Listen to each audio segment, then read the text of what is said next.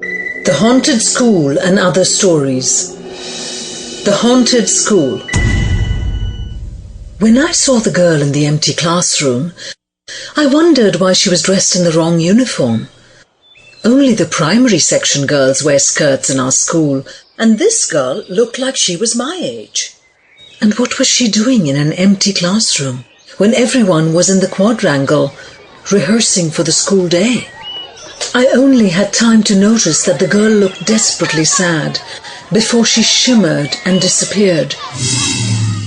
And then there was no room for individual thoughts, only a roaring in my head, and above that, beating like a rhythm gone mad.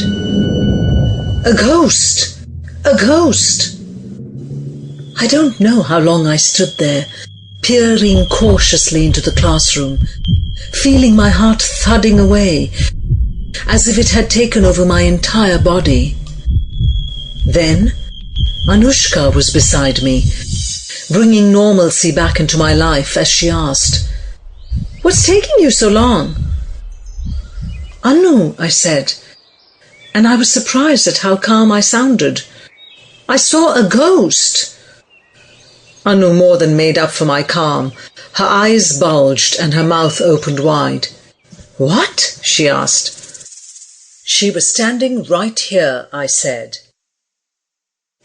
Anushka had a disbelieving expression on her face, and I couldn't blame. Who had ever heard of a school being haunted? "And?" Anushka asked, her voice a nice blend of curiosity and disbelief. "She was wearing a uniform," I said, "but not the right one.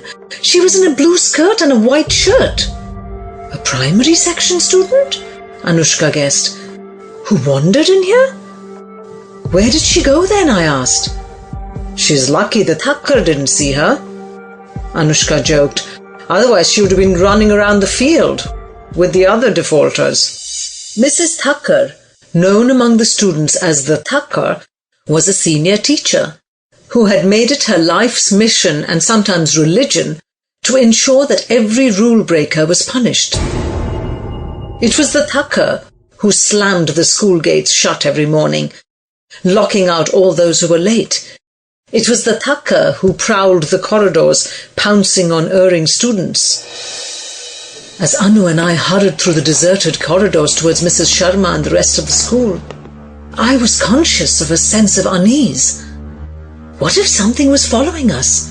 Something ghostly that would lay its light fingers on my arm.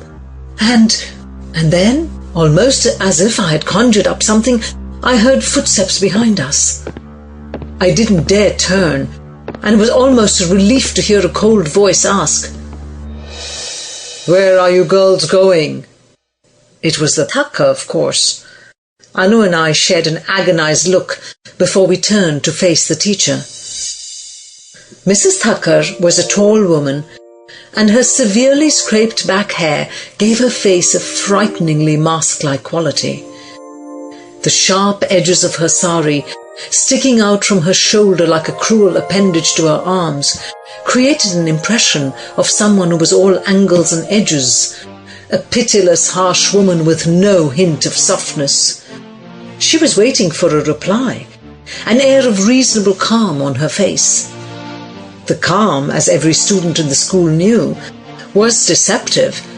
The Thakkar could strike like a cobra, and unwary children found themselves cut off in the middle of explanations.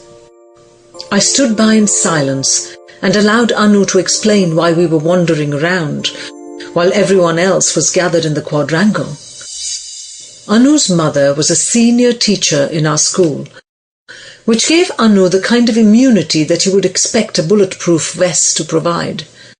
Her explanation was polite and convincing, leaving the Thakkar nothing to say, except a disgruntled, "All right, go on." Despite the ghost I had seen, I felt a sense of exultation at having scored off the Thakkar, and Anu and I shared a silent, sideways grin of jubilation. And then, once we had turned a corner and were out of sight of the teacher, we ran, giggles escaping from our mouths. The rest of the day went Sample complete. Ready to continue?